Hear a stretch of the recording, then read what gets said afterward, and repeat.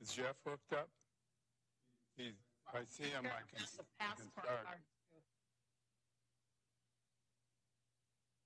Jeff Mergen.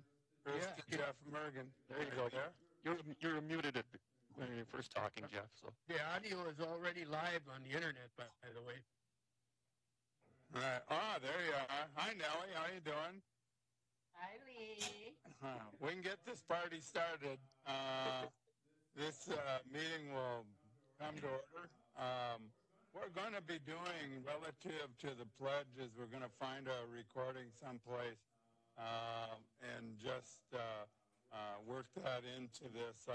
We keep thinking we might not have to keep meeting like this. We can go back to our old live format. And until we do, we'll come up with an alternative for the pledge. We have a motion to approve the agenda. so moved. Just assume, or should I just assume it's without any objections, it's approved, so we don't have to go through the roll call thing and roll right into consent agenda? Can you live with that? Fine. Okay. The consent agenda, good news so far. I haven't heard from any of you relative to any items on the consent agenda as opposed to the last meeting where just the consent agenda took on the appearance of the discussion of the U.S. Constitution. So hopefully any comments or questions then on the consent agenda? If not, between the current agenda and the consent agenda, can we have a motion to approve? So moved. Second. All right. Steve makes a motion to approve, and Terrell makes a second. All right, we'll do the roll call then on this. Steve and Terrell made the motion. I assume that's approval. Jeff, that'd be District 3? Yes. Okay, Aye. District 4 is me, aye. And Joe is Two. District. Okay, all right. We got through the consent agenda. The next item is an update on COVID-19. Be Renee Froundies and Aaron Tufte would be talking to us about that. If you folks are ready, could you go ahead with that?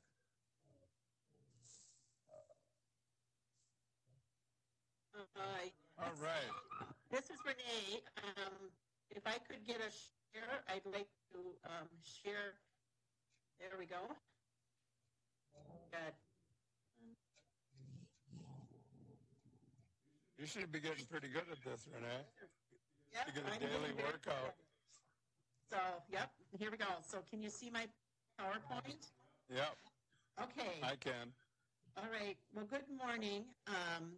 So what I thought I would do is share kind of updates on where things are at in across the world, the nation, and then Minnesota and Stearns County, and then talk very briefly about what we've been working on in the Emergency Operations Center.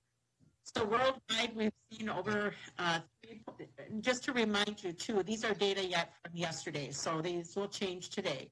But we have 3.5 million confirmed cases across the United States, across the world, and then we have 248,000 deaths that have been confirmed as COVID-19 deaths across the world. In the United States, we are at 1.1, almost 1 million cases, and at 68,000 deaths in the United States. This screen here just shows you kind of what's happening across the United States, and you'll see that we've plateaued off. We've got a pretty good history here of what's going on around new cases in the United States. And then these are our deaths. And again, we have this a little bit of a plateauing. You'll see we do have kind of an up and down some of that may be reporting delays that happen.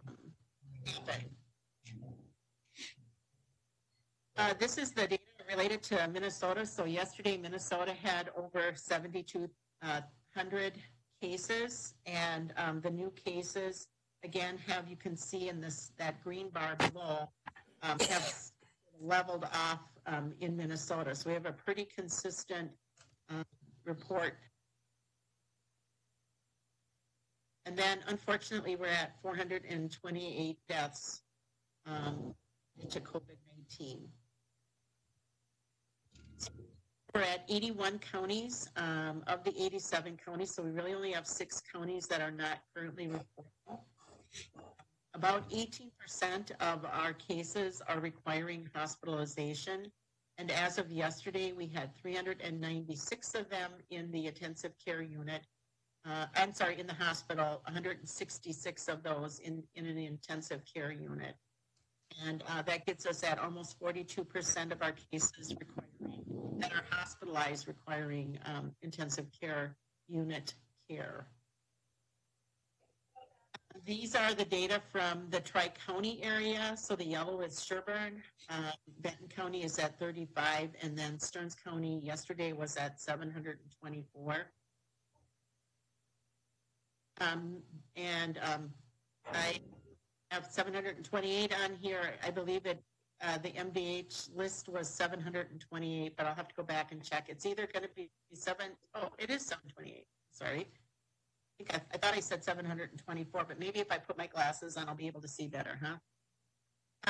So you can see the sharp rise in the total cases of with Stearns County. So one of the things that we've done is moved to cases by day. This is a good way for us to see sort of what's actually happening around over a period of time. And so we'll start using cases by day this way rather than in a line graph. And it gives us an idea of either when we plateau off or when we start to see less cases. And that'll be a good indicator for us that we're moving in the right direction. I can tell you that we will have a similar increase in this number being reported today in partnership with CentraCare over the weekend. They were out at the Genio plant and tested a large number of people. I think almost 600 people were tested. We continue to have a number of positives because we find positives. Renee, what's the delay between the testing and the reporting? Usually, is it one day? It depends on where they send the test. So CentraCare has a very limited ability in-house to test, and so they can get same day, but it's very, very limited, and they're using that to target people that are in the hospital ill. But if it goes down to the Minnesota Department of Health or down to the Mayo or the University of Minnesota, just because of the currying back and forth, it's about a 2-day turnover time. Okay. And Renee, you brought up Jenny O. How about Pilgrim's Pride? We have reached out to Pilgrim's Pride. I have a call later this morning with Chris Arisman from the Minnesota Department of Health to talk with her about our options for testing. A large number of individuals already at Pilgrim have been tested. I think we have we counted yesterday on our numbers. It's not numbers because not all the data was filled in, but we have about 200 positives that we've gotten from Pilgrims. But I don't know yet where we're at with others. So we're still exploring that to see if it's possible for us to do some targeted testing on their site. Great, thank you. Yeah. So we're at 728 cases. We have the number of active cases. These are individuals that are still in isolation. So you see the vast majority of our cases still are in isolation, and that's not unusual because it's this large group of positives that we've had in the last couple of weeks. So we still have a large number of individuals in active isolation. We have 39 people who are hospitalized, and we had 13 individuals as of yesterday that were admitted to the intensive care unit. We've had 2 deaths, unfortunately, in Stearns County, and we were saddened to see those numbers start showing up. And then we do have 9 in either a congregate care facility, such as a long-term care or group home. And we have a staff person that is working with those congregate care facilities, trying to help them with managing those cases, as well as assuring that people are isolated if at all possible. By far, the majority are community acquired. You'll see that we don't have all those individuals listed on here. And mostly that's because of the delay in reporting from the Minnesota Department of Health. So this is all the data that we've got on where they actually acquired this.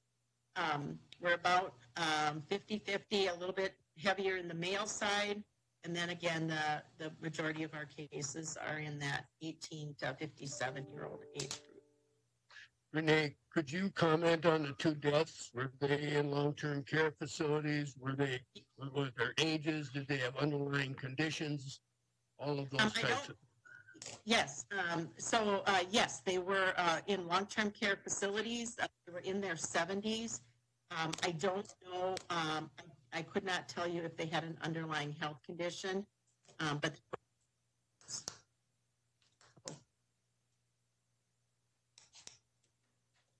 so what have we been focused on? So as we get more positives, we're looking at how can we reach out to those positives. We sent 2 staff last week down to the Minnesota Department of Health to be trained on investigations and contact tracing. Those staff will be calling all of our positives eventually. We're right now with the Minnesota Department of Health. But eventually those, the staff that we train will be calling all of our positives and talking with them about isolation and quarantine, which we have been doing already, but also then who are their contacts that they've had, and then reaching out to those contacts and then talking with them about needing to quarantine, what to look for, those kinds of things. Those are public health strategies that we use when we don't have a vaccine or treatment right now. It's the best way to contain this. So we're excited in that we feel that we'll be able to get to these quicker because we're only focusing in on those Stearns County cases. So we're happy to do that. We are doing that. We're getting a lot of assistance from, Stearns County, but we also have some City of St. Cloud employees who are assisting us in that. And then CentraCare has expressed interest in assisting as well. So I think we've got a really good partnership. Our isolation and quarantine outreach. So if individuals, I think when we talk with them in this initial investigation piece, there's a lot of questions that people have, and we go through a lot of information. So we have been backtracking with certain people if there's questions to try to help them understand what they need to do. Essential services, so we're starting to see an increase in that. Most of what we've been doing recently has been people don't even have a thermometer.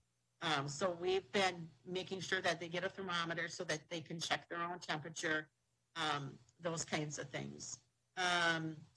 And then we've been trying to do a lot of education in the community, to targeted communities, to targeted businesses. What should they be doing as far as the businesses, for communities? What are the resources that they could be accessing? Where are we at in the stay at home? As businesses start to open up or as communities start to look at opening up, we're getting a lot of questions. The other day I spent a little time with the diocese, just helping them kind of problem solve through what might this look like futuristically. So we're just getting a lot of questions, and we're trying to support the community as they make those decisions or getting the information out that is needed. And then obviously we're continuing to work with CentraCare and other critical infrastructure services, public safety, EMS, those making sure that they have the equipment that they need, their questions are asked, answered, those kinds of things. So that's Renee, been. a question, how is the confirmation on the positives being handled? Well, usually what happens is the positive goes in two directions. A positive result, one positive result from the lab goes to the Minnesota Department of Health to report it, and the other goes to the provider, and then the provider reaches out and talks with those individuals and lets them know that they're positive. They do a little bit of education at that time, and then MDH, like I said, circles back as part of that investigation and contact tracing, of which we'll participate in now, to do a lot more intensive work with that individual. Yeah, and that's part of my question, because would it not be the most important, as soon as you get that positive, that they get the information about isolation and contamination? Yes, So yeah. that they don't, contaminate those others around them. Yeah, yep. And when Center Care calls, they talk with them about needing to isolate, and then their family needing to quarantine. Because there's such a large number of cases, I think there's a little bit of a delay in that second follow-up in investigation and contact tracing. So we were trying to bridge that gap with calls ahead of time to those individuals before the Minnesota Department of Health. But because we're now as close as we are to those positives, we're hoping that we can get to those individuals basically almost the same day or the very next day with those calls from our end to talk with them about isolation and quarantine and ensuring that they have what they need in order for them to stay in that state, so to speak. Yeah, absolutely. And then as far as those that are testing positive, are we finding positives now with the other family members, or do we wait for symptoms of the family members before we test, or how does that go? Yeah, so what we do in that education is we talk with the family member about quarantining, and they need to also do what we call symptom checks. So we want them to check their temperature every day and then just assess to see if I have any of these symptoms. For those individuals that have even one symptom, we want them to get tested. Renee, would you mind just for the public go through what the symptoms are? Oh, the list is extremely long.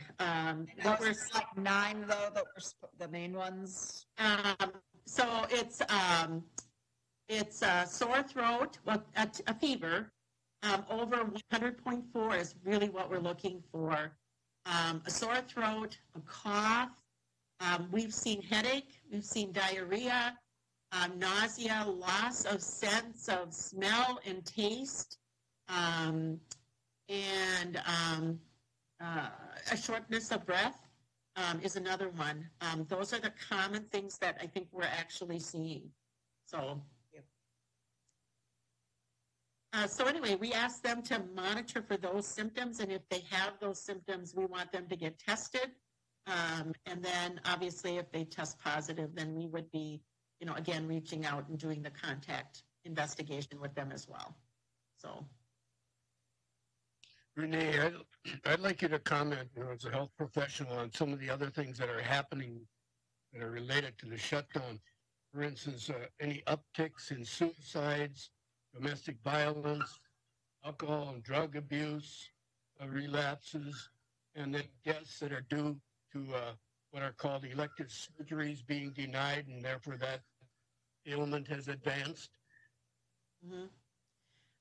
I actually, other than, news reports that we've been seeing in other parts of the country, I don't know that I have that data, but we can certainly do research on that data and get that information to you. So I think that those things certainly are happening. I just don't know at what level. So we'll have to get back to you on that. I don't have that information. Okay, thank you, Renee. Yep. I just want to make a quick comment, Renee, mostly about our the meeting we had last night that had Minnesota Department of Health and some other state departments represented, and Renee and I were on that call, and there was there was community advocates there. There was actually some employees from a couple of the plants that gave some testimonials. And there were questions about, what we're doing as a county, and I think that was good information to get out, just like it was a meeting we had last week with some local representatives of the Somali community and the Hispanics community. But the reason I wanted to bring it up was because we've been fielding, and I know commissioners have been fielding some questions, comments, or concerns about the employee-employer relationships, and the county really doesn't have any authority in that area. And so last night they did have representatives from DEED and from OSHA there to answer some of the questions and to let those employees and those communities know that that OSHA can go in and do an inspection, and there are standards that they're supposed to be following, and there are some rules and regulations about employees' use of time off and those kinds of things. So hopefully we're starting to get some of those questions answered as well. With that information, Mike, can you give us any type of an update on the two hotspots that we know for sure between Melrose and Pilgrim's Pride? Do we have what's the status as far as their operations? I can't really give you that. We heard some testimonies yesterday about that some employees felt like those companies could be doing better with social distancing and protections and those kinds of things. But I don't know, Renee, I don't think you have any good feel for that either, do you? No, I do know that Jenny O over the weekend, as I said, worked collaboratively with Centricare to get their employees tested, and I believe during that time period they did a thorough cleaning. We have been, I believe today we have a call with Jenny O and Pilgrim's Pride to just sort of talk through how things are going. I think that, they know that they have a lot of individuals that are out ill, and I think they're kind of struggling with that. I do believe that though Genio is continuing their operations at this point. The message that I got from, the meetings, the messages, I should say, that I've gotten from the meetings in the community is that they really don't want these businesses to shut down because they know that this is an important part of, their lives in that they are getting paid. And so they want that to continue. I think what they're looking for is assurance that the companies are doing everything they can to keep them safe so that they can continue to work safely. So, and I think that that's where the focus of some of the concern has been is how can we do this safely? How can we continue to work safely? So. Renee, I'll reinforce that. That's what I'm hearing as well. So many of the workers want to work, but they just want to make sure that it's safe. Absolutely. Exactly. Do they have any information from other manufacturers, New Flyer, Coleman, any of the other, are there any issues in any of the other manufacturing places we know of? I don't know that there's anything, no, that we monitor our list of positives, and if we see anything that jumps out at us, we're contacting. So we look to see, do we have a long-term care facility on there? And then we have staff who are reaching out. Shelley Denson is handling our outreach, and she has been proactively trying to reach out to as many of our employers as possible. I do know that Centricare has also done some outreach as well, and so we're working to coordinate their outreach and our outreach so we're not overburdening these individuals. But if we see something on our list, we also proactively try to contact them and say, hey, there's guidelines out there. Do you know what the guidelines are? What kind of assistance can we provide to you? And then talk through, how they can implement those guidelines internally. So we're trying to stay at least a little bit ahead of what's actually happening out there. But we don't have anything at this point that we're, as concerned about. And then it's just, a lot of energy right now is working to help both Jenny O and Pilgrim's Pride with getting people tested and then getting those individuals the follow-up that they need, and then any essential services that they have. That's where our focus has mainly been in public health and the EOC. So, Mr. Chair and Renee and Lee, and you're being so gracious to all of us. I'm not sure if you've got a preferred way for us to get your attention, because it's a little different than when we could all look at each other. Renee, I guess a couple of follow-up questions is, I'm glad to hear the state conversation, those departments, with the meeting yesterday, and hopefully they are also meeting with the companies. I'm wondering about technical assistance for the companies, or assistance in how they can continue their work safely. I know Joe just brought up New Flyer. They obviously, it's a lot easier to be far apart in any of the work positions as opposed to at these poultry plants. So what's available and how do they access it? And then kind of similarly, I'm sure this is true with other commissioners and with our departments, as I've been getting more questions from businesses who would love to know when the state is going to say when they can reopen for things like in restaurants or weddings, etc. But we can't give those answers, but they're wondering if there's any guidance about what they can do to at least start preparing so that they're thoughtful when they're coming, because frankly, they're trying to figure out something they can do. So technical assistance for these bigger entities that have a challenge now, and then what's available for knowledge for businesses that hopefully will be coming up soon. So for the businesses, the larger businesses, I think that the Minnesota Department of Health is probably where they're going to get their resource. We can provide them with the guidance, and we can help talk through the guidance with them.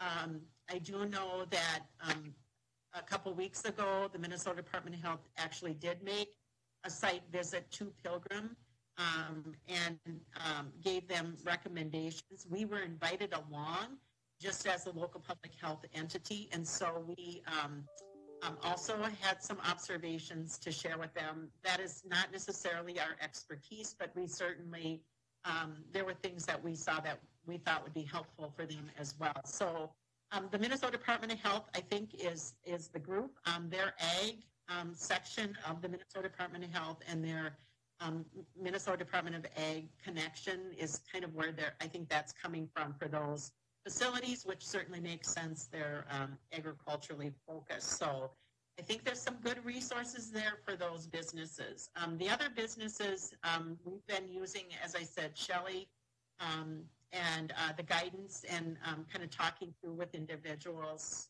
around those.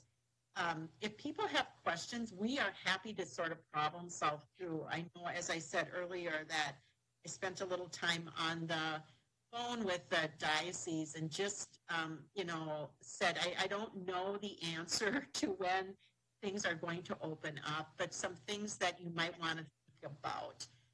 And so just shared some observations of what we see happening in our community right now, how they may want to think about, expanding some of the work that they're doing.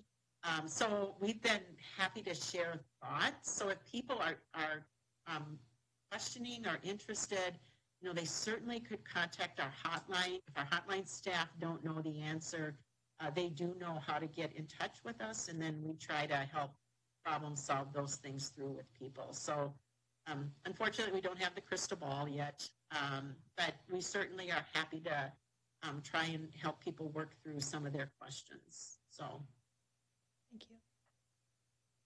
Okay, any other questions or comments by any commissioners or staff? None? Here's here's some observations that I would have. I had the opportunity in 2005 to participate in agricultural tour of China through a program called Minnesota Agriculture Leadership Program. And one of the things that we did, we came out of, was a 14-hour train trip. I don't remember where we jumped off at, but our landing point was Hong Kong. Walking into the Hong Kong station, there was one point where this group of about 40 people, in addition to a couple hundred more, walked through a checkpoint.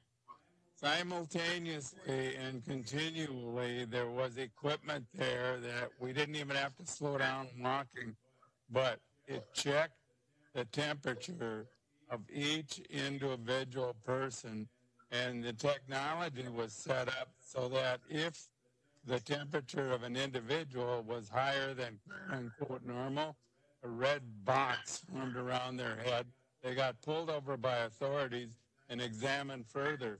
It was ironic here to hear Renee talk about temperature and handing out thermometers. We do have some things that we can work with already, and we're making this, some of this sound, I think, more technical than it possibly is. We talked about people that are going into intensive care. What exactly are they able to do in intensive care to help these folks out, and wish them good luck? Are you comfortable?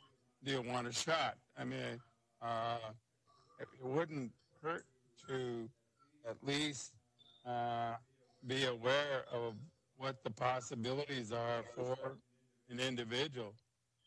Back in 2005, the thing was avian flu. I think avian flu took out a number of turkey flocks here in Stearns County. So it was a worldwide epidemic. Didn't shut everything down, but it was reality. Also, I'm encouraged, though, relative to the response, in addition to folks like Renee and Aaron, the city of St. Cloud has made a few of their staff available to assist in this outreach when Renee does her late afternoon update. You can tell on the system here that we've got to participate, who checked in and who hasn't. And there's a variety of folks from a number of different agencies, government units that are monitoring this. So I'm encouraged. The answers to this, I think, are not going to come from the folks you see on TV. I call them desk doctors. Yeah, they might be MDs, and yeah, they might have specialty training, but their day-to-day job is behind a desk. They're not practicing clinicians.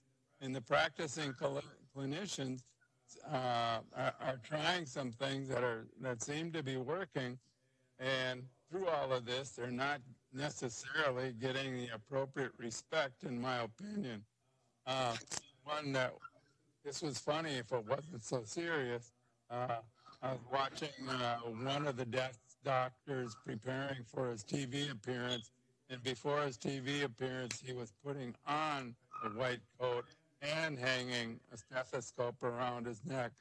So I'm sure after the camera went off, he took off his stethoscope and the white coat. I think there's an element, almost a comic book element, to some aspects of this, and it's really disappointing. But I'm venting. I feel better now. I'll take 2 aspirin when I get home, and life will be better. Lee, can I answer?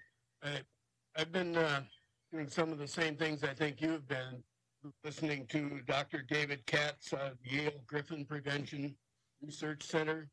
He's got some different comments, and also Dr. Dan Erickson, a practicing physician that works with infectious disease out of Bakersfield, California.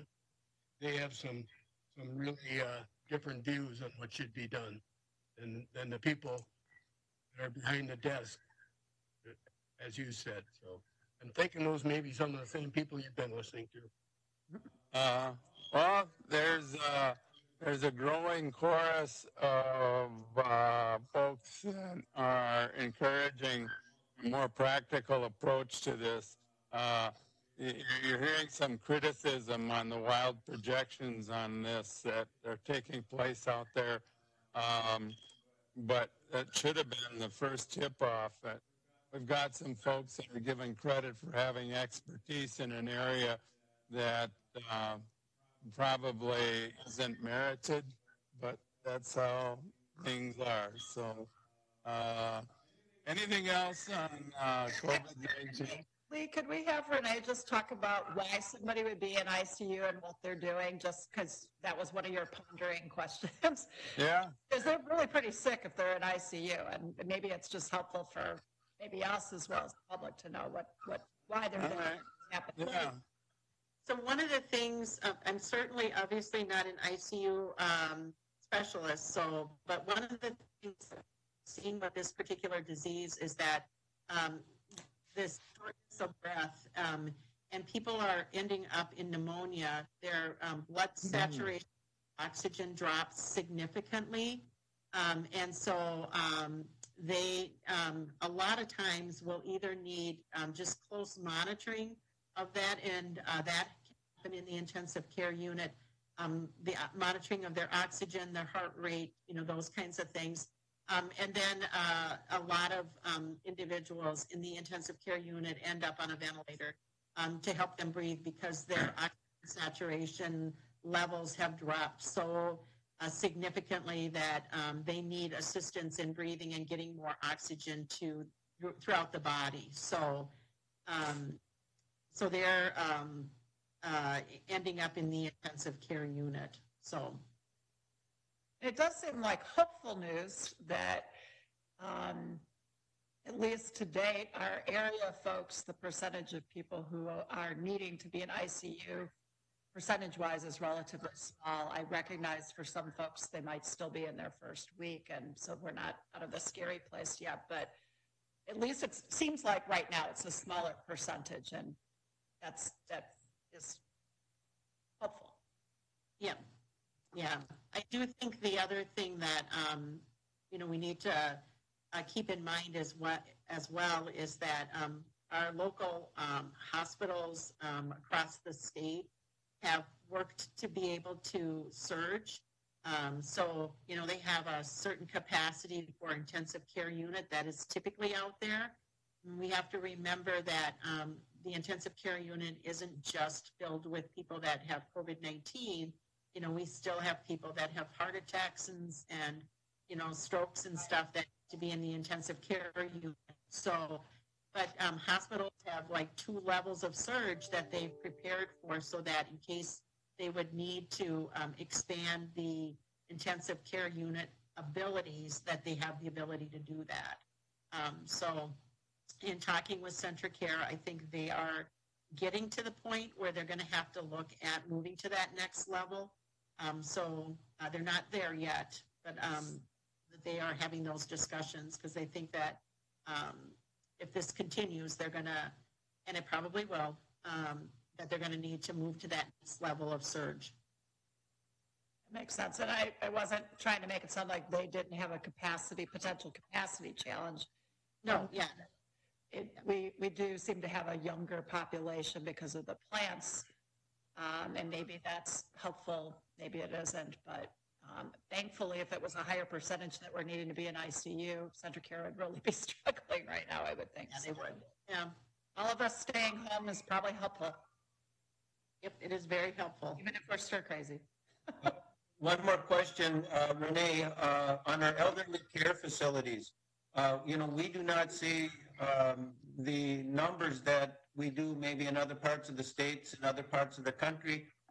Is that because of the social distancing and the practices that we're taking, or are we thinking that the virus has not just evolved that much here?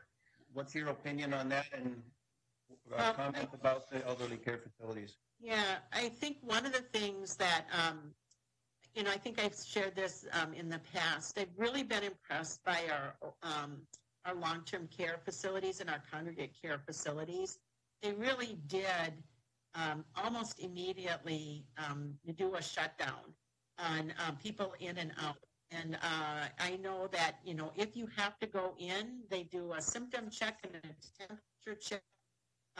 And then if that person or if the person goes out, they do a symptom check when they come back in. So I think our long-term care facilities have done a really good job of doing that. Same thing with employee symptoms checks in and out. I think where we've maybe seen in some of the instances is that, we know that 25% of those individuals that are infected have no symptoms. And so it's possible for someone to be there feeling just fine, working, and potentially positive. The other thing that they've instituted, though, probably about a month ago, maybe a little bit longer, is that the Minnesota Department of Health recommended all individuals that are working in those facilities wear masks. And so that's one of the ways that they're trying to get at that asymptomatic person that as a way to try to prevent the spread. So I think the long-term care facilities have done a really good job. We just do have a very susceptible community there. So it's critical that we stay vigilant in those situations particularly. Okay, any other questions, comments, observations about this? If nothing, we can put a bow on this. Renee, Aaron, thank you for your efforts. For the benefit of the public, Renee, Aaron, can you explain your division of duties to folks? And also, isn't Ms. Cheetah's involved too? So I'm the Public Health Division Director for Stearns County Human Services, and I'm a unified command structure with Erin Tufte, and I'll let Erin explain herself. Good morning. It's Erin Tufte, the Emergency Manager for Stearns County, and Renee and I are what she referred to as Unified Command, which means we are working jointly together to support the operation. So where Renee is focused really on the health components, the education of the community, we're making sure to provide the additional support that's needed. Things like transportation coordination, assisting in staffing and finding other county staff and city staff to help, helping to connect through our channels to the state of Minnesota as well for guidance. So it's really a collaborative effort. And yes, Commissioner Lensmeyer, you are correct. Kristen Cheetah from my office as well is involved with this response. Actually, all four emergency management staff have different roles and responsibilities in our response as well. Okay, that's helpful. If there are any more questions, I would have some questions for Aaron. all right. Aaron, I was wondering, the food shortage situation that's starting to come up. I know yesterday we had a family member who was going to buy 2 packages of meat. They were only allowed to buy one, purchase one, because of the pending food shortage coming up. And could you comment on that, please? I'm sorry, I can see you talking a little bit there, but I didn't hear the last portion of your comment. But we have been in contact with the state of Minnesota and will continue to do so as well as it relates to the food supply. A lot of that information is coming to us through the Minnesota Department of Agriculture, and they are providing guidance on what we can do to help ensure the food supply stays as robust as possible. And part of that strategy is that limitation right now, so that we can ensure more people are able to get something rather than some people are able to get a lot of things. So as we continue to go, I think that will remain an educational component, but we are really working with the Department of Agriculture as they work on that food supply issue statewide. because this is already being mentioned even down at the state legislature. And what about, and in the other area too, this came out of the state legislature, AMC from yesterday said that right now that they're estimating that nearly half of the bars and restaurants in the state will likely close permanently. This came from AMC yesterday. Yes, we definitely are aware that there are local impacts to our restaurants and businesses. We hear from people through our hotline as well that are concerned. At this point, we are continuing with the guidance that's been provided to us by the states and the governor's office on his executive orders that continue now through May 18th. But we are hearing comments about people who are concerned in our local communities as well. I think I asked this question last board meeting also. Do you have any statistics on how much of the financial burden here is being borne by the private sector versus the public sector? You know, we are actually working on some of that. Sarah Butch from the auditor's office is helping us with tracking the financial impacts that this has to the county. I don't know if she specifically has been doing anything with the community, but as we work with the business community throughout the county, we are hearing about that information, and I have to imagine that it's being collected. If you'd like, we can work on seeing if we can gather some of those statistics and information, and when we come back to you at our next meeting, we can give you an update with the information we're able to find. I would be interested in those. Okay. Maybe this is a good time for us to remind people to, if you can afford to, go order takeout, go do curbside pickup, order locally.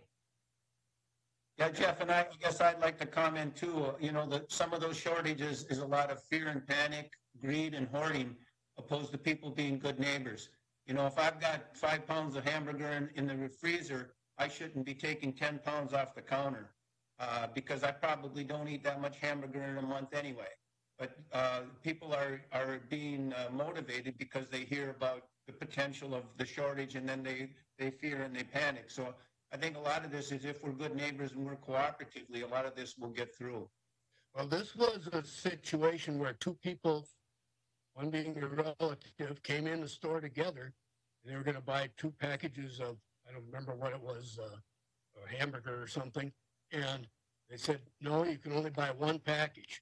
So then they said, okay, one of them will buy 1, the other one will buy 1. And they said, no, you came in together you can only buy 1. Yeah. Well, some of that seems to be a local business decision too. I mean, it kind of has depended. I know for me, it seems like it depends on when I'm going in. And even at Costco, there are some things that's a limit of 1, although they're huge packages, and there's other things there isn't. So it may be also a business decision. This wasn't a situation of somebody trying to hoard things. It was what normally gets purchased. Right. But they might not have as much in. That's all I'm wondering. Yeah. I would say, too, it's probably in each individual business probably sets their own policy. Yep. Okay, anything else? I think some of what we're talking about, it really comes down to definitions. What's the definition of a shortage? Is it when there isn't anything of a desired good or service that is now not available? Or is it a shortage when there isn't as much as you want or that you would ordinarily get? Another definition is that is apparent is when you're talking about financial burden. The financial burden, is it something that the public absorbs, the individual absorbs, the company absorbs? Where are we trying to figure out where that burden falls? So I'm a little, it's not clear to me what that would be. Also, relative to the bars and restaurants, having worked in that industry a fair amount, just the losses from food spoilage. I mean, you think of what you typically can order in food service, it ain't gonna keep for 2-3 months. You know, if you don't get this stuff, if you're not able to use your inventory, end result is you throw out a lot of stuff. So there's a lot of losses in that respect too. But relative to answering all the questions, you know, we're going to be smarter on all of this eventually. Be nice if it was now, but that's how it is. So Lee, you must have felt pretty bad when you saw those 20,000 kegs have to get untapped and drained. Oh, huh? God, you broke my heart. Where was that? Tell them about it, Steve. They had to throw out, they had to throw out massive, they had to Say throw it out isn't massive- so. Yeah, all that beer. Jeez, there ought to be a law. Yeah. Anyway, but that's that clearly is a loss, and I guess the brewer eats that one. If folks, if you think we've discussed this appropriately at this juncture, we can move on to the continuation of the public hearing. Where are you at? You have enough? Yeah. If so, you'll go ahead. Ooh, silence. Boy, that's not us. Okay. Continuation of the public hearing relative to the major shoreland alteration. Renee, Aaron, thank you very much. Keep up the good work, and probably see your smiling faces again about 4. Thank you. I would guess then the Shelley would be handling the continuation of the public hearing. Mr. Chair, Shelley Benson, Environmental Services. Okay. How are you? Oh, I've never had this much fun. Oh, great. We do have a couple of people on the line today. We have Nick Newman, who will present the item. Angie Berg is available. And we also are aware that the attorney for Ms. Pfaff is on the call as well. So if you have any questions, we will do our best to answer them, but Nick will do the presentation. Good morning, Chair Lensmeyer and Commissioners. Nick Newman, Environmental Specialist, Environmental Services. This item is the continuation of the public hearing for the major shoreline alteration. This one's regarding the 3 retaining walls that were constructed without a permit. We attempted the public hearing last meeting, but the applicant was not available on the call, so we continued it to this one. I guess with that, the information and the pictures and items are in the packet. I guess if there's any more technical questions or clarifications than that, I can answer those. Otherwise, move forward with the public hearing. Let her rip. Go ahead. Yeah, thank you, Chair and Commissioners. This is Jacob Steen, attorney for Ms. Pfaff. My address is 8300 Norman Center Drive, and I work with Larkin Hoffman attorneys. I'll try to keep my comments short, since you should all have a copy of my letter that you received and part of the public record. As this body knows, Minnesota law, Minnesota statute section 15.99 gives the county 60 days to act on any land use approval, any written request related to zoning.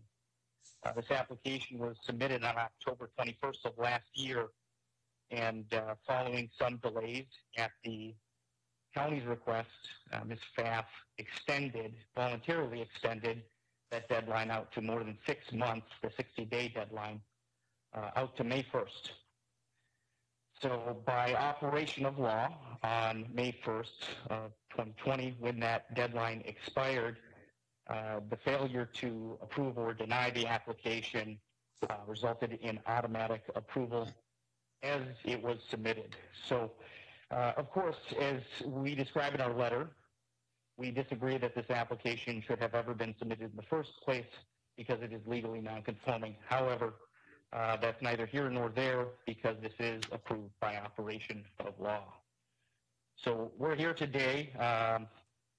No action is technically required by this board because it was approved as submitted. However, should the county board vote to approve this application with any conditions, although Ms. Pfaff does intend to comply with some of the conditions voluntarily, any compliance is entirely voluntary at this point.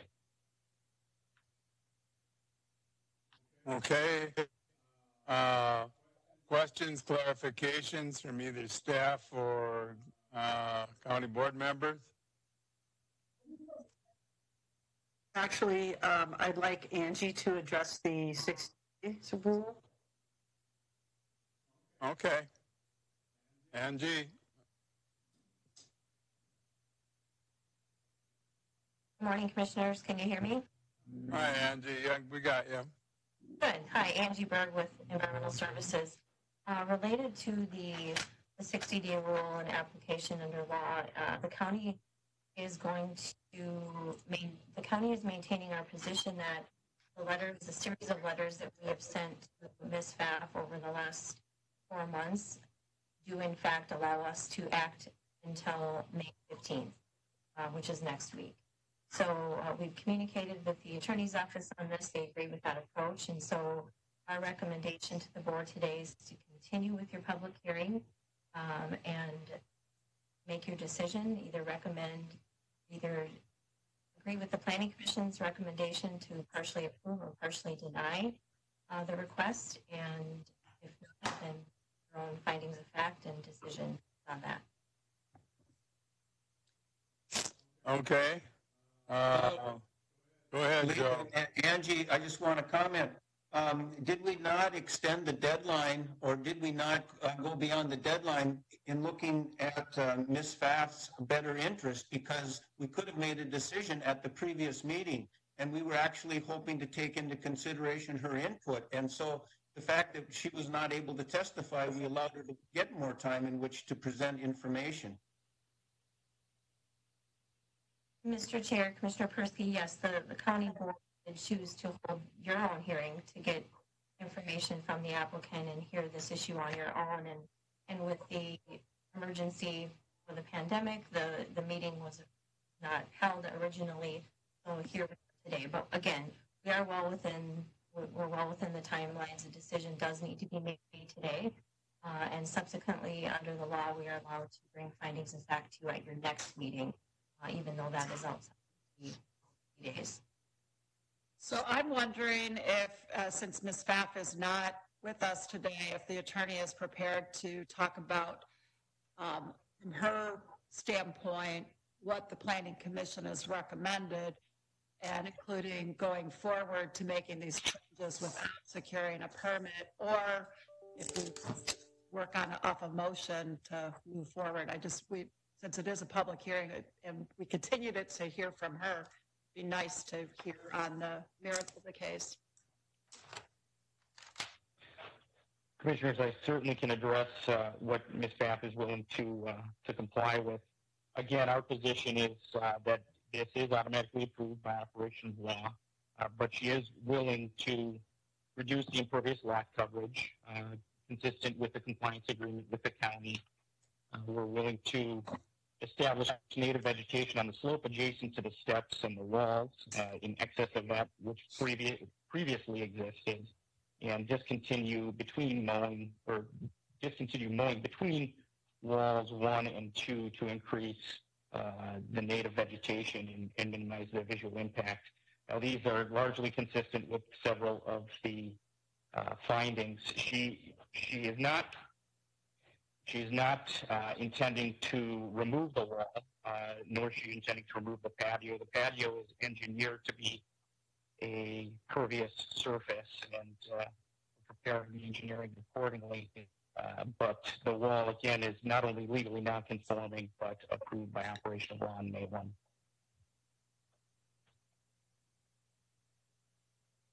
Okay, any questions, clarifications from board members, staff, anyone who participates in this right now? Actually, see if we had anybody from our county attorney's office who was able to participate in this conversation. Yeah, let's face it, part of our reason for deciding to hold a public hearing is we were concerned about somebody going forward without getting a permit. We've had a number of challenges with contractors doing things they know would never be agreed upon. And now we're in this spot. So I don't know, Mr. Chair, if you're looking for a motion or, because it doesn't sound like Ms. Pfaff is going to really speak to the issues with why going forward without a permit, among other things. So maybe we just need to move forward in some way. We're not, from my perspective, I think perhaps we could continue the public hearing. I think any action right now would be inappropriate either way. And I think we could leave it at that. Speaking yesterday and exchanging correspondences with Lottie Hansen and our council, she's not, since yesterday was the first notice that she ever got on this, even if council participated in this, they wouldn't be, in my opinion, be in a position to offer advice to the board. So I would think at this juncture, the appropriate action would be a table. Okay. And then, Mr. Chair, I guess I would disagree. Go ahead, finish. Deep breath, Joe. Would in a public hearing, is a motion to table appropriate? Joe, you've been at this a while, so have I, but I can't recall where we've done that. I guess it'd be the consensus of the board. What do you want to do? I guess because of the deadline, if we have through May 15th, I would just assume that we take action on it today as if we would have taken action at the previous meeting. The fact of this technicality is just that. It's just a technicality. I think by delaying it, we just play into an expiration of the May 15th, which just becomes another technicality. I think we take the information that we had, we make the ruling as we would in the previous meeting. And it's a done deal. And that way, it either goes through with what we approved or it doesn't. Otherwise, we continue to keep the horse and drag it, Lee. Mr. Chair, so Yes. shoreline rules are created by who? The state or by the county? Go ahead, Shelley. The state gives us the guidelines and then the county adopts them, and we are mandated to adopt them. So we have had shoreline rules since 1972, and we have acted on those shoreline rules since then. So we are required to have them as mandated by the state, but the rules themselves come from and handed to each individual county to adopt. And we do need to act on this item. So what's the take on this? Okay, if this gets, whichever, if this goes through, let's say, for the attorney, I mean, does this just open it up that now people just will go and do these things with no permits? And what's worst case scenario that can happen? Mr. Chair, Commissioner Notch, I think that is what we have been trying to manage over the last few years, as you have seen. Activities occur without permits. We've been trying to bring shoreline contractors to call on that and ask them, hey, did you get your permits? How should you proceed with this? How do you want to manage this?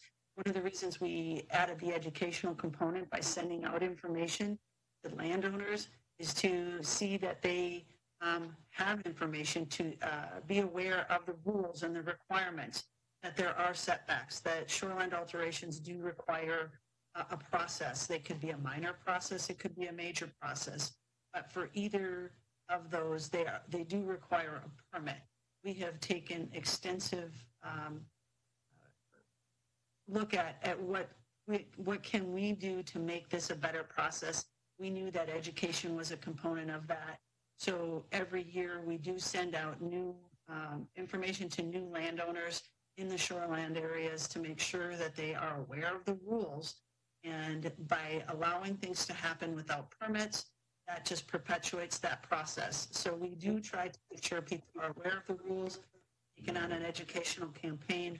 But we think it's important to recognize that and why you've had contractors before you to talk to them why they didn't get permits. And we're really working on contractors at this point. And I think back too at our comprehensive planning seminars that maybe on some of these purchases there'd be letters given up for new property owners, or that discussion was somewhere, I believe, when people purchase big property. Commissioner Notch, Mr. Chair, Angie, I think you can speak to that issue. I know that your staff has done some education. You want to explain what's been sent out? Yes, so our staff has been sending out for the last 3 years a guide to owning property in shoreland. We work with the auditor's office to obtain a list of people who have purchased property in the county, and we're on our 3rd consecutive year of doing that. We did send Ms. Pfaff a letter when she owned when the property was transferred to her name. She was in our batch from last year. And we continue to be open to reaching out to lake associations and other special interest groups.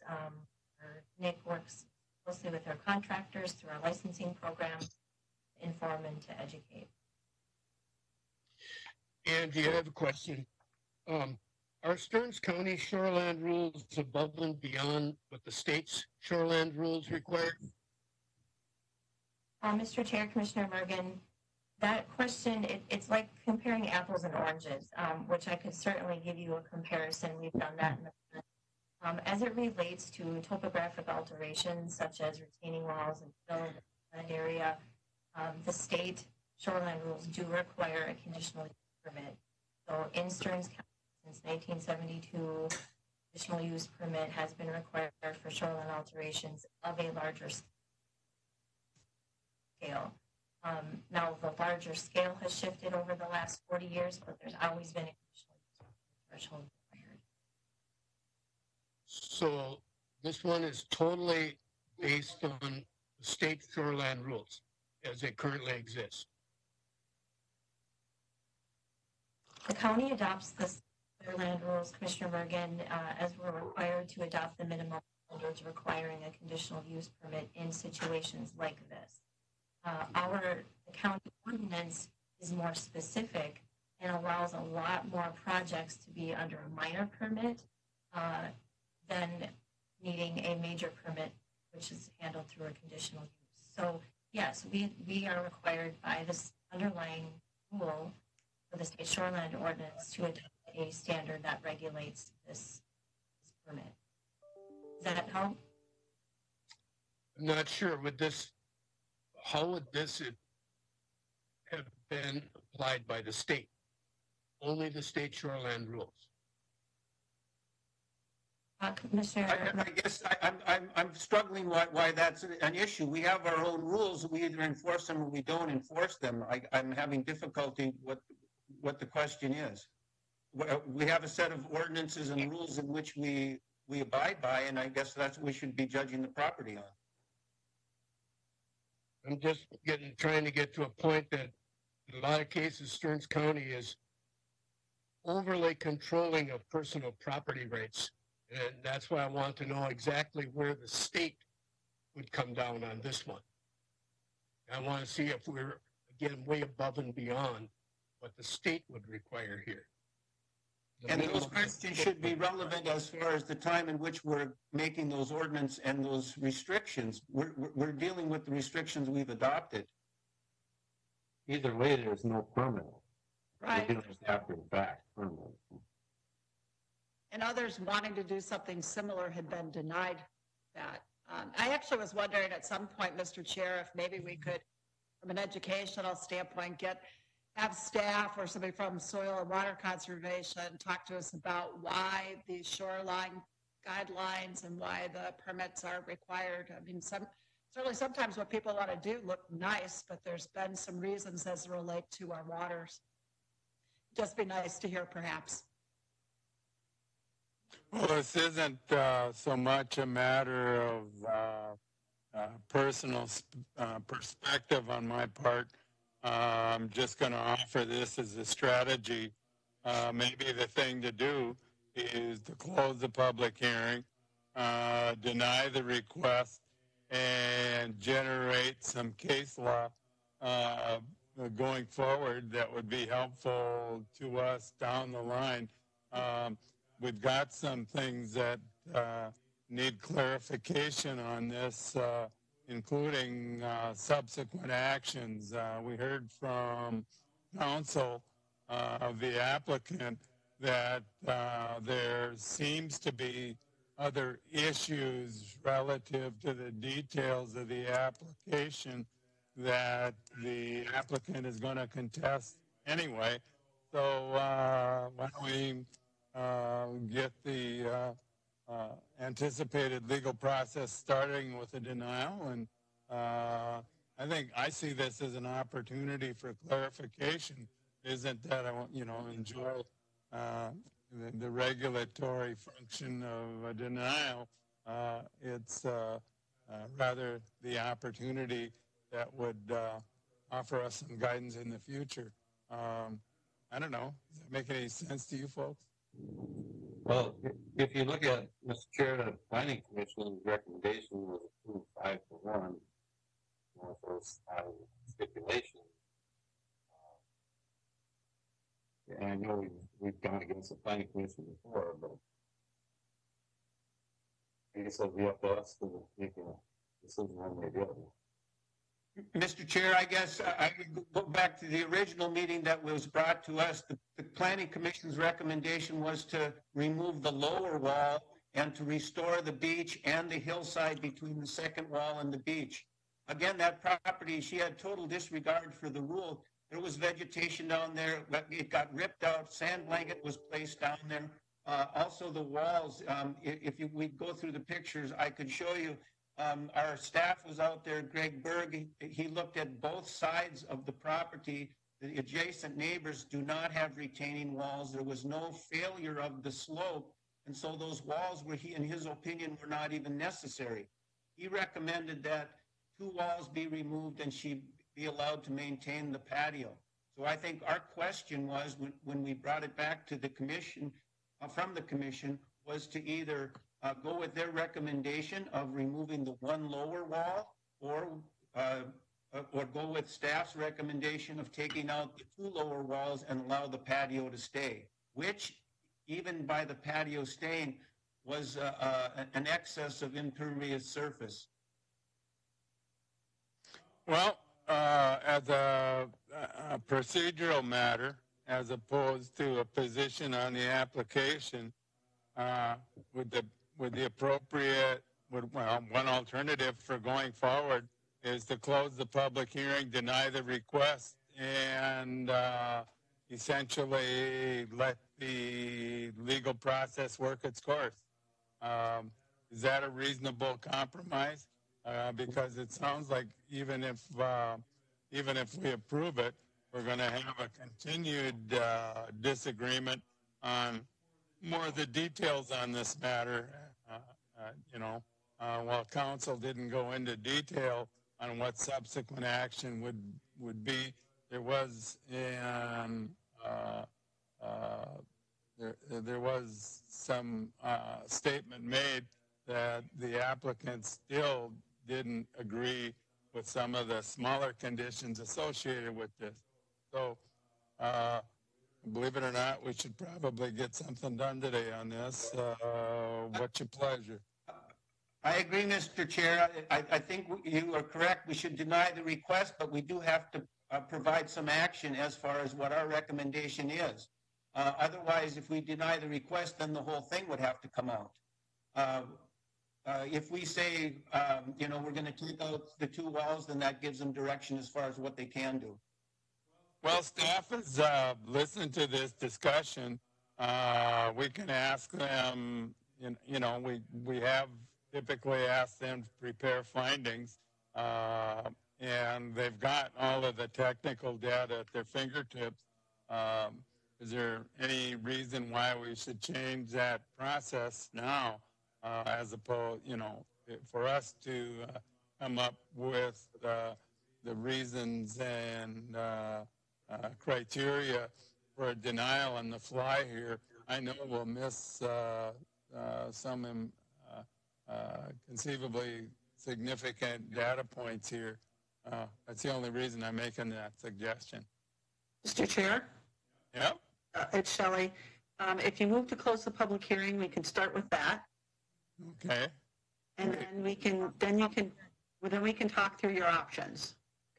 For clarification here, denying the request, are we talking about the request from the letter that the lawyer presented? No, one crisis at a time. The first step would be to close the public hearing, and then relative to subsequent action by us, that's the time to bring that up. Well, I was wondering, just That makes from sense? you were saying denying the request, is that the one you're talking about? I don't know. I just want to close the public hearing at this point, and then, relative to what we do after that is what we do after that. I'm just trying to get this can kicked down the road a little bit farther. So, I'll move to close the public hearing. all righty. Do we have Steve makes a motion to close the public hearing? Do we have a second? I'll second. All right. Jeff seconds this. We'll have a roll call for all in favor, say aye. District 1? Aye. District 2? Aye. District 3? Aye. District 4? Aye. District 5? Aye. All right, we close the public hearing. Now what do we want to do? Mr. Chair, Angie Berg. Yeah? If I could offer some suggestions, Shelley indicated you have some options, and your options would include acting on the application that was submitted to the Planning Commission. So you're looking at the Planning Commission's recommendation was to remove the bottom wall. As Commissioner Persky indicated, if there's a desire from the board to require removal of the middle wall, that would be an action that the board would need to take today. So those would be your two options if you're looking towards a denial. If you want to allow the walls to remain as constructed, then you would be looking for a motion to approve the request. Could we also motion to deny the request? Mr. Chair, Commissioner Clark, you could, and I would think we should just, upon making said motion, clarify if that means which walls get to stay. Are you concurring with the Planning Commission and the bottom wall goes, or are you want to be extending that to the middle wall? Got it. Or all three walls. Right. I guess I would be inclined to support the Planning Commission's recommendations. Is that a motion? Yeah, is that a motion? That'd be a motion. All right, do we have a second? I'll second. All right, thank you, Steve. Any further discussion? Sounds like the horse is approaching expiration. How about all those in favor say aye? District 1? Well, I certainly could see removing the second one. I will say aye. All right, District 2? Nay. District 3? Aye. District 4? Aye. God, I forgot my own district. District 5? Aye. All right. We made some progress in spite of ourselves. I don't know if we went forward or backward, but we're in a different place now. So anything else related to this matter? Angie, Shelley, anything think is we need to do on this matter? Otherwise, we can move on to the solar farm discussion. I think we get to move on to the solar discussion. Ooh, I can hardly wait. Okay, we're going to talk about solar farms now. Thank you very much. And I will give You that want us to know. as well. What? that goes to Angie as well. She can address. Okay. Angie, you're saving the day, making the Okay. boss look good. So, page 100. As usual. Second page 100, we're going to talk a little bit about solar farms. And we touched on it at the last meeting. Over the course of the last 7-8 years, we talked about solar quite a bit. The county has amended its ordinance. I believe it is 5 times for solar standards in the last 10 years. The Planning Commission recently brought this item of discussion to the board's attention as it relates to financial guarantees for decommissioning. That's really where this discussion started. And the Planning Commission then asked the department, our department, and the county attorney's office a series of questions, of which are located in your packet that we had sent out last week and then also for purposes of today. So I'll read that all to you, but what I would like to say is that we believe that through our partners at AMC and the Association of Planning and Zoning Administrators, the Solid Waste Zoning Administrators, other counties, Xcel Energy, we do have definitely a better handle on what the decommissioning amount should be. We've also, as I indicated, been working with the Attorney's Office. Chad May has developed a cash escrow template that we can be using. We're going to be modifying the letter of credit standard a bit. And so given kind of the state of where we're at with solar, we do think that the Planning Commission had a lot of good questions, and we believe that we have answered those for you and for them. There's some insight into why are we seeing more solar than others. You know, it certainly can touch on that if you have questions, but given that, there's really no action required today unless the board would so choose to direct the county to look at a moratorium for solar. A moratorium is an operation by law to enact an ordinance where that particular use cannot be applied for or acted on in the county for, I believe it's up to 18. We have successfully modified many portions of our ordinance through the years, including solar and feedlots and wind and mining. We've managed those uses without the use of a moratorium. That can cause a little bit of panic in industry and property owners. So, but that is within your rights if you would choose to do that today. So I'm open for any questions. If you have questions or concerns, I can certainly address those for you. Okay. Questions by board members of Angie on this matter or comments either way?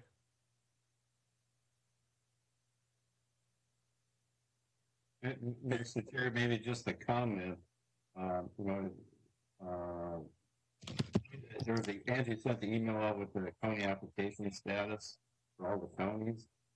And I guess if you put it in perspective of some of these on land side, you take, Stearns County having 93 active applications and 89 megawatts. So let's say Benton County's 31 applications, 31 megawatts. If you take the land size, it was probably very, very comparable in the numbers. If you go by the land mass of the county, would be that's just my observation. Well, Steve, since you're uniquely positioned to offer perspective on this, do the electric co-ops have any perspective on this matter? That'd be helpful for our decision making. You would be more aware, obviously, than any of the rest of us. I think the major concern coming probably down in the future is going to be more of the larger your transmission, your utility companies that provide the energy distribution utilities, because putting these on, these are they're a good, nice, environmentally friendly option, but cost wise, it is kind of a regressive toward those lower income type individuals that this will eventually drive up the cost of, electricity to the population. Yeah, I have quite a number of articles I say, Steve, out of the Stearns Electric newsletter, where it talks about how requiring the solar and also the wind farms really increases people's electric bills. And like you said, it hurts the poorest people the most. Because they usually don't have the ability to participate in the tax credits and stuff like that. I mean, and that's not saying that solars and wind are bad, ideas. They're good, but it does technically adversely affect some individuals. And it, even if you look at it, when you take an investor-owned utility, their goal is to get a return from their shareholders, and they can usually go to the PUC and request a rate increase. And they can create a justification. Well, if PUC approves that, that means now that will get added to your electric bill, so your cost is going to go up. So, and it's captive because everybody has their own territory. So it's not like you can switch garbage haulers or somebody like that, or, because you can't. Isn't Xcel Energy guaranteed a certain amount of profit? I've been able to find. I don't know. They're not privately owned like Stearns Electric or Meeker. No. I don't know. Stearns or Meeker's a co-op. Right. Right. Yeah. They've changed their business practices over time, both because of legislation passed in the states they're in, but also because they have found a way to make this business model work for them. Yeah, some of this is talking, Steve, I was thinking about, putting into the mix energy assistance or some of the other things that come out for folks. That, as it relates to us, one of the things, just from an observation standpoint, is, when do property owners get to decide what they're doing versus not, and certainly the decommissioning and what the costs, what's up front to make sure that that's taken care of, in some ways seems to be the most applicable thing for us. I actually talked to Shelley just a little bit about, are we at the right number with what we're requiring? Because for me, that's really our biggest question, because there is a huge demand for it. There certainly are other forces at bay, but do we have the right number in there now? I don't know. I think that's a big question. I don't think hardly anybody knows what that answer is. Exactly. Right. Now the state limit is 1 megawatt, so it's $25,000, and we heard from the one developer that maybe it should be 90 or 100,000. I guess that's our decision too. I've sat through a number of presentations on this, virtually ad nauseum. And one thing all the presentations have in common is, without thinking real hard about it at all, ultimately the cost is borne. The ultimate cost is borne by the people that are usually not represented at the discussion. As this whole area has gone forward with a remarkable ability to hand the ultimate cost off to somebody else. In addition, I don't care what kind of guarantees you put into this, letters of credit, or what other sorts of financial devices you put there. After 15 years, the solar entities themselves lose a remarkable amount of efficiency, even though they're approved for 25 years. And geez, 25 years is a long time. And gives folks that are in the industry a long time to be incredibly creative on how to stick the bill for removal or replacement somebody else. I just don't think that stuff that or any structure or any mechanism we put in place for the ultimate removal is going to stand the test of time when it comes time to conceivably remove this. That's an editorial, granted, maybe even a rant. I'll be polite to my I share your concern. But, How old are the oldest solar farms? Oh, good point. Mr. Chair, Commissioner Mergen, so the first solar farm was built at St. John's University, I believe, in 2007. 2007? That's getting there to that 15-year mark. Yep. They've expanded too, correct? I mean, and I know our Rotary went out to plant trees around them. They were trying to figure out how to hide it. Something else with that area.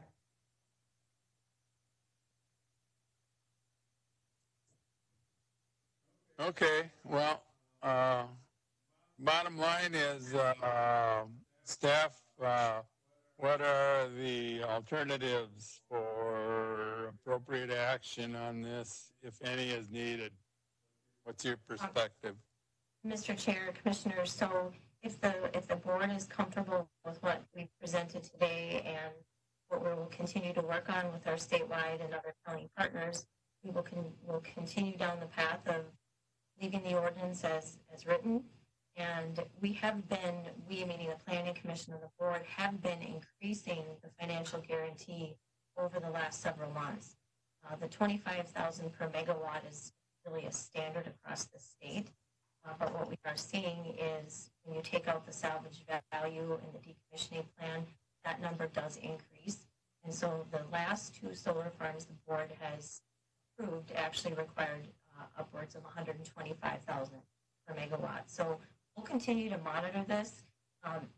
My editorial would be, even if you placed a moratorium on this to study the decommissioning issue, that's a concern because there has not been solar farm in the state of Minnesota decommissioned. And so in this market, that's what MPCA is working on, that's what AMC is working on, that's what counties are working on. So we will continue to monitor that and update the Planning Commission board if it change. So if the board is comfortable with proceeding as we have been with solar, no action today is needed.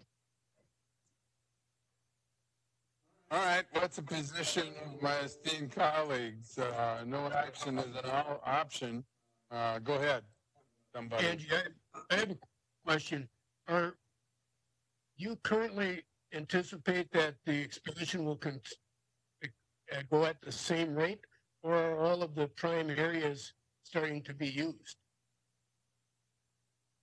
Mr. Chair, Commissioner Mergen, so capacity at the substations and capacity within the Excel service area would be a fantastic piece of information for elected officials across the state, but it's considered a trade secret, and so that information is not available to the county. So to answer your question, are we going to continue to see it?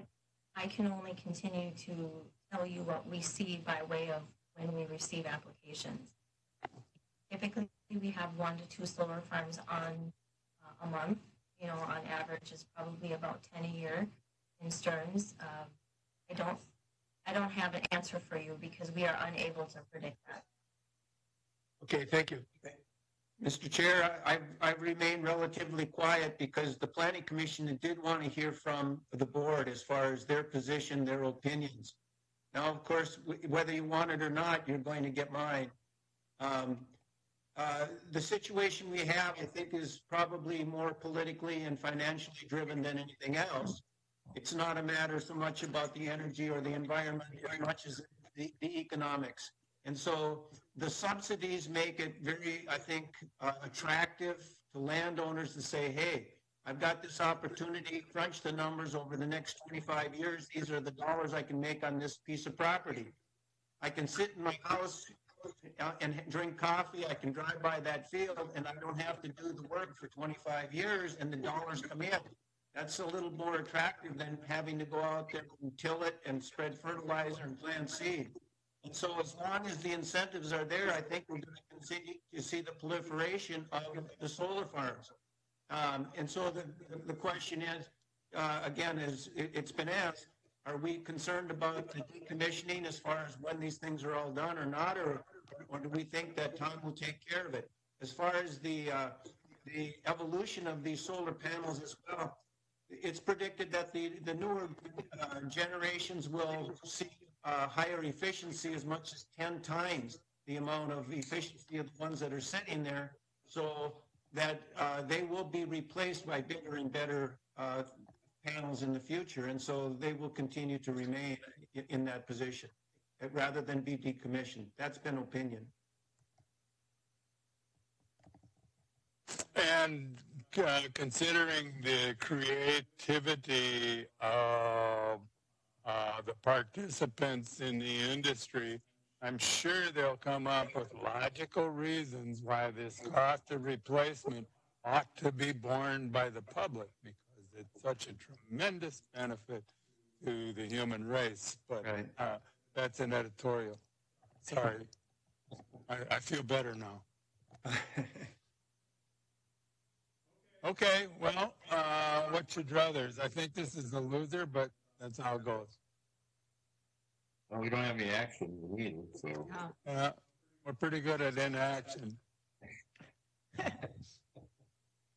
My question would be, is if we put a moratorium on it, what would be the distance, and when would we, or what would be the rationale to lift the moratorium? Mr. Chair, Commissioner Persky, under state law, ordinances are legislative action, meaning you have broad discretion on what you want to allow for zoning and land. So if you were to hold a public hearing, and the outcome of that hearing was to have a moratorium on solar development, I don't have the statute in front of me, but you're required to study the issue, basically. So we would have to, during that hearing, articulate what issues you want to study. The outcome of the moratorium is, want to allow solar in Stearns County. That would be one extreme. Then you do have the discretion to do that.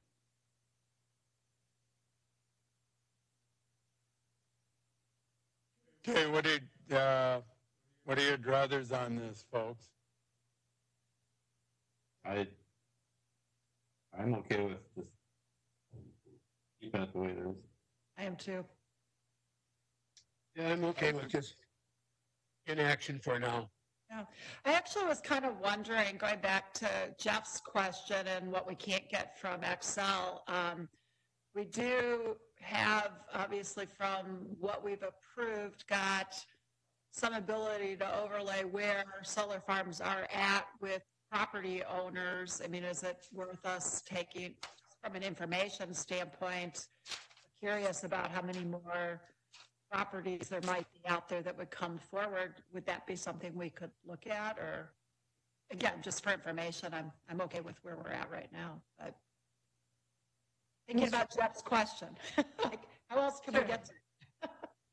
Commissioner Clark, we do have all of our solar farms mapped, and we can show them to you. What counties across the state, including Stearns, have tried to get is, again, where the transmission services have capacity. Yes, so, I remember that. So to kind of answer your question is, I can show you where they are. We definitely have seen a number of them in the Paynesville area. That's where the state permitted system is, right off of Highway 23. And there's been quite a few just north of that. So one would presume that substation has a lot of capacity. Is there a lot of land area around there? Absolutely.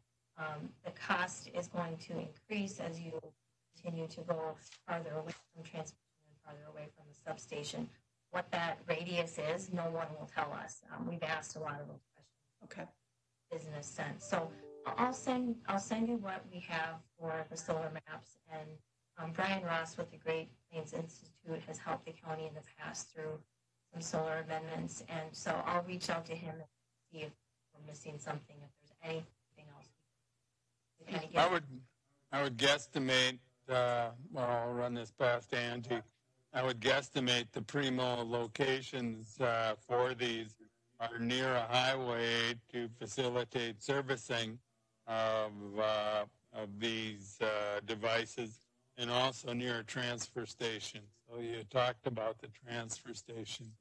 Is that a rational observation? Mr. Chair, a number of the solar farms aren't near a major highway system. We have some that are in very rural areas of the county. In fact, we'll be hearing one at the next week in Eden Lake Township. That will be first in that township. So it really boils down to capacity and their ability to tap into a substation that has capacity where they don't have to build significant transmission services. Okay. All right. Thank you. Well, relative to our role in this particular human comedy, what would you suggest? We discuss, is the discussion sufficient? Do you need to take action? What's the desire of my esteemed colleague? I think three of us already said that we're okay with continuing the way we have. I don't know. All right. And do we need a vote then? If you feel consensus is there, I would think that we could just move on. Staff clearly has a record of our discussion, so they don't need tea leaves to read our thoughts on this. Lee, I just have one question, and that would be one of the biggest issues continues to be that decommissioning fee. I would like to make sure that in setting that decommissioning fee that we feel that it's adequate to cover the cost of decommissioning, but it should not necessarily be punitive so that it discourages it. That would not be necessarily appropriate, but also it should be somewhat consistent. Right now we're from $25,000 to $125,000. For our last two were $125,000. I don't know if staff is thinking we would continue with that. But you've made a change recently. Well, is it rational to have a different fee? I would guesstimate that decommissioning costs would be different depending upon location, specific technology of the individual project, et cetera, et cetera. But I'm not going to claim any expertise on that. Mr. Chair, the Commission definitely have it within their discretion to alter that financial guarantee amount. In fact, that's why it's nice not to have a required amount in the ordinance, because then you have to be amending the ordinance all the time. So you do have that discretion. As Commissioner Clark indicated, the last two have been over 125. I think that's the message that the solar developers are going to be getting from our office moving forward in the future. The other thing I forgot to mention is we've reached out to Bladder Energy. Obviously, they're a local partner, to try to help get from their perspective, look at a couple of these solar farm commissioning plans and let us know, are they looking about what they would see elsewhere in the nation. So I've been working with Jason Olson and giving him the time he needs to do that. And when we have that, I'll the board and the planning commission. Well, it sounds to me like, Angie, you're making a good suggestion. I think the appropriate action at this point would be to continue to collect data. What's the rest of the board feel? That sounds fine to me. Okay. All right. If you can live with that, that's what we'll do, and we'll move on to Public Works. But somewhere down the line, this is going to be a remarkable item of discussion for future board. But that's how it goes. You'll probably still be on the board, Lee. I was just going to offer that at some point, if nothing else, I'll die. So anyway. What's your operating cost, Lee, do you know? One crisis at a time. This is something, this COVID crisis, back in the day, when doing appraisals, I was thinking of a list of businesses that will never be impacted by anything. And one of the businesses I thought of was undertaking. But the reality is with this COVID stuff, they're impacted. So I guess nothing is resistant to change. Okay. Should we go with, yeah. Could I just add one little miscellaneous item? Commissioner Clark had a little bit of conversation yesterday about the 2020 census, and I just wanted to make your meeting as normal as possible, as Dr. Williams has asked us to do. So, of course, I'm going to mention the 2020 census. Just for information, the state of Minnesota leads the nation in response rate. The current response rate in the nation is 56.3%. Minnesota is at 67%, and Stearns County, locally, we are at 68.1%. So please encourage your friends and neighbors to fill out the census, because it will be affecting us in the long term. This will be related to healthcare and infrastructure improvements. So I think now during a crisis, it's important to understand how money gets allocated in the future. So please remind your friends and neighbors to fill out their census. And if you want to look at the response rates, you can go to 2020census.org, and you will see the response rates as well as filling out the form. You can complete it online right there, 2020census.org. That's enough. Thank you. Anything else? No, that's it. Thank you. Shelley, I did get an email from a district census guy from Duluth who was looking for some Western Township individuals, which I did give him some names and numbers. So I haven't heard back if he was able to make contact to get somebody in those areas to be the census taker. Oh, good. That'll be helpful. All right. When I had this thought, I blamed it on Jeff Mergen. So we got this, we've calculated a percentage. Worse yet, because of you.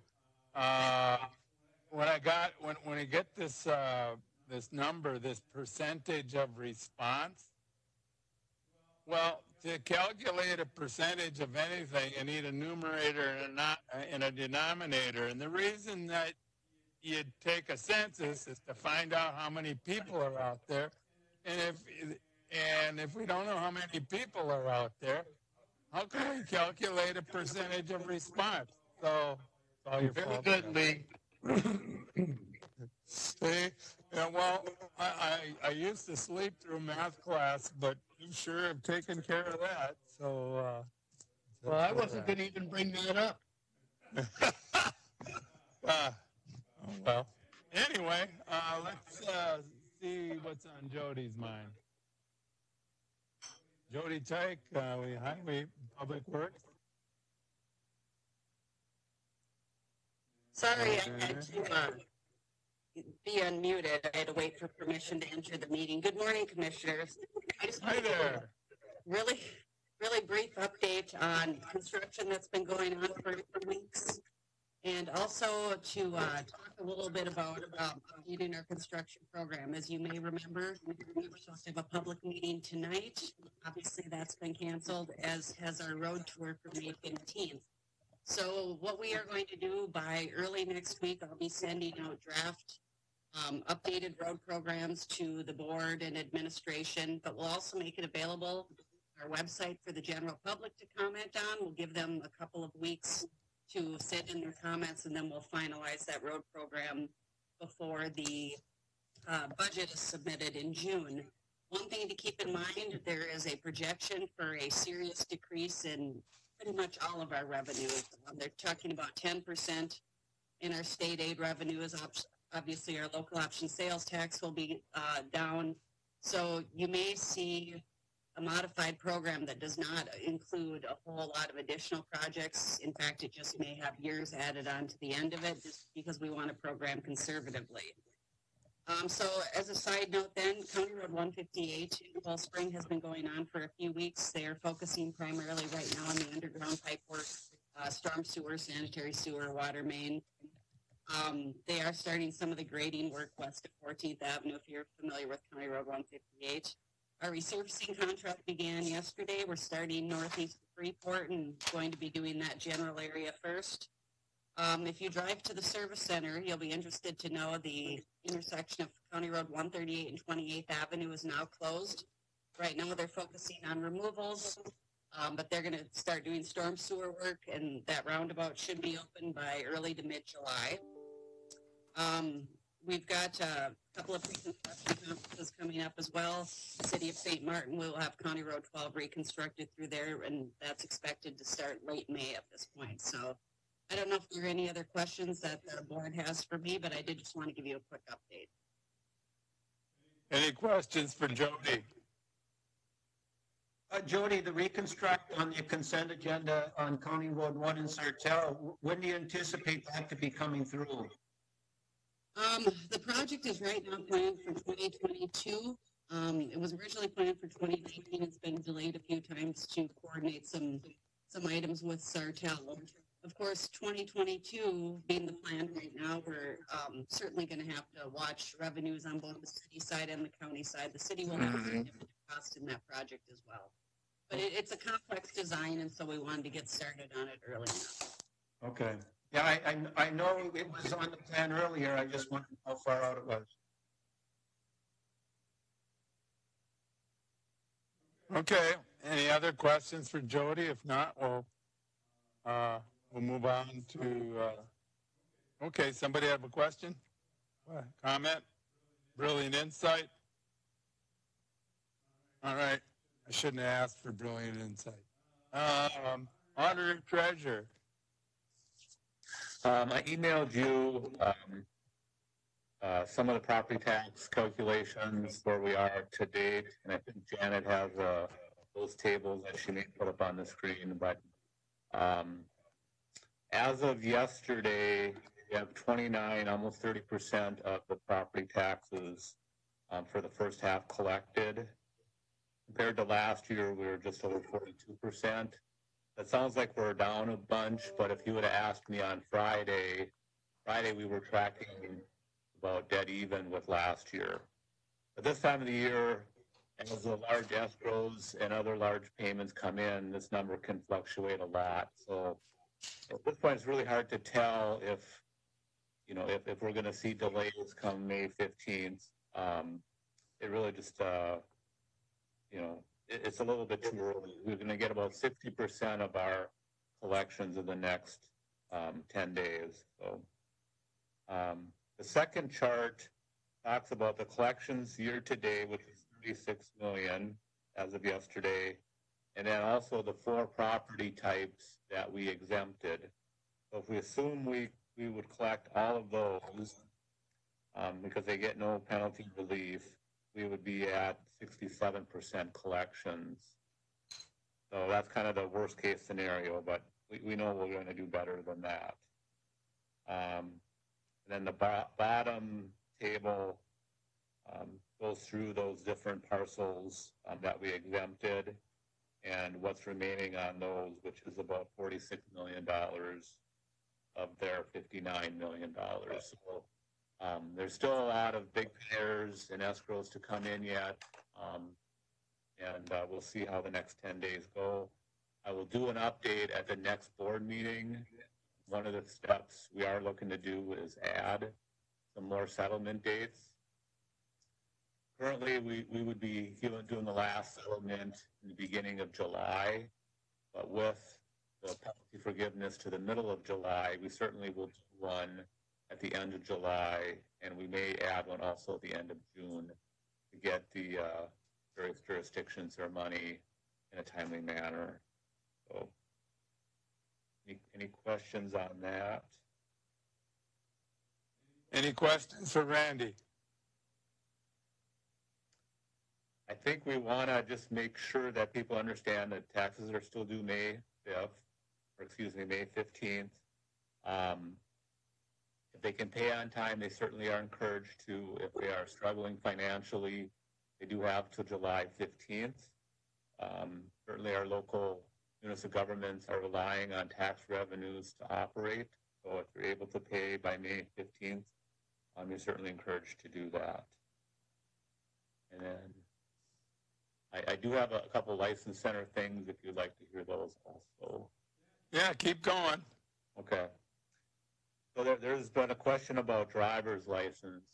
So people have an automatic 60-day extension of their driver's license. So if theirs are expiring, they should not worry about that. Obviously, they cannot renew right now because that service is not available. When the stay-at-home order is lifted and the county is able to do driver's license renewals, those are things that require over-the-counter, face-to-face transaction. We are working on putting glass in the license center, and we'll be doing those transactions by appointment only, so we don't have a big group of people in the license center. We're going to try to have as many people doing that as possible. That will probably be the only service that we'll offer as a face-to-face service. Everything else, so as tabs and various DNR transactions and title transfers, can all be done either through the Dropbox, by phone, or through our virtual license center. And those services will continue on that way in the time being. So I think that's it. We did add hours to the license center drive-through. Both lanes are open, and we are now starting at 7 o'clock in the morning, going to 5 o'clock at night, and that certainly has helped the line. There's certainly always still a line, but the line's not as long, and it seems to be working better. Any questions for Randy? Well, I think it confused us sufficiently, Randy, that we can probably move on. Are you hanging around? Are you hanging around today? I am. I'll be in my office today. Yep. Super. I'll come by and we'll confuse some more issues. Sounds good. Thank you. This pretty much puts a bow on things. Looks like we're going to get done by 11 in time for Jerry Ralph's periodic update. Any items issues by commissioners? I have none. Okay. Anybody else? I don't have anything other than I was going to ask about the renovation of the existing building. Because of the virus and the lack of the number of people in the building, is there any idea about moving things forward? Because it'd be less of an inconvenience now than it would be if people were in the building. Is that possible? I don't know, Mike, are you on? Yeah, I was muted, so it just took me a minute. Sorry. We were just talking about the capital improvements plan. The finance committee, was that yesterday, Randy? But anyway, yeah, it was. The days come together. But and if we were to move ahead with that project, and it is pretty well designed, we would need to incur the debt, and the board already authorized that a while back. But that, of course, to actually do that, we would come back to the board, and we're going to meet with the architects here soon to see, what we should do and how we should move forward. I mean, there's some thought that maybe we should slow the project rather than expedite it, but it's a good question, Commissioner Persky, and hopefully we'll come to some conclusions soon on how we should proceed. And of course, I'm certainly open to anybody's comments on it. Okay, well, even on the exterior, because of the lack of traffic and need for parking down there, can we do any of the exterior work that, would otherwise then be a hindrance when we're open for regular business? Just throwing that out as a thought. Well, one thing that just in light of what we've learned in the last couple of months of how we can work people remotely, that's another reason why we want to meet with the architects and see if there's any changes to the building that we would make, and also with all the protections we're talking about, are there some changes to the design that we need to do before we get into construction too? And to your point, Commissioner Persky, perhaps our own staff could take on more of the duty, the construction rather than contract more of that out because of the current circumstances too. So all that is sort of coming into our discussions now. Okay, any other comments by commissioners? Yeah, if I could, Mr. Chair. Yep. And this is to Mike as well. Can you maybe expound a little bit? We've seen some, I think we've all gotten some emails and noticed, some counties struggling. Can you maybe give us an idea of what some of the extra county employee expenses are accruing above and beyond what people's normal job duties are? If any? I want to make sure I understand your question, Commissioner. Are you talking about salary or employee expenditures or just expenditures in general? Well, kind of employee, because you assign some to the emergency operations center. Yeah. Does that change? I mean, people are normally working their normal routine type jobs. Does that require any extra expense for you guys? I don't know how much. I wouldn't say that we've had a large expenditure because of overtime and that kind of thing. There certainly have been some, and we shifted people. A good example of kind of how we're shifting around is just as Randy just talked about the license center folks. They've been helping in the EOC with various things, but there'll come a time when the license bureau will open back up, and we'll need those people elsewhere. We've got people coming into the EOC. I think there's over 40 now in various roles, so they're being drawn from those other areas. So they're drawn away from their normal duties, and so there's a cost to some work not getting done. And we've also had costs where we purchased I don't know if it's hundreds, but over 100 laptops to get people working remote. So there's been a fair amount of technology purchases, both software and hardware. But the real significant, and those are actually significant costs, but the real significant costs, I think, are going to come as we're required to, if we have to start housing people to keep them in isolation, and we're prepared to do that. But those costs could climb if we have a lot of people that need to be supported with housing. But we are tracking costs, and the last time I reviewed it with our finance folks, I was a little surprised that there's a fair amount of cost there. And we're even keeping track of the costs of just people that are drawn out of their normal duties. Because right now, the federal government, the guidelines for qualifying for those dollars is very broad. Now, the state has a say in how that ends up coming to us. But if they would follow the federal guidelines, it's a very broad definition, and so we could even count people that are drawn out of their own duties. So I don't know if that's a very good answer to your question, but we are tracking everything as closely as we can. And I can give you a feel for that at our next meeting, or maybe I can email you something that kind of gives you a feel for how those costs are adding up. Okay, thanks. Thank you. All right. Anything else by commissioners? In our next meeting, we're going to discuss how the remodeling will be done remotely. Hey, Commissioner, we've been very creative and innovative, but I don't know if we can accomplish that one.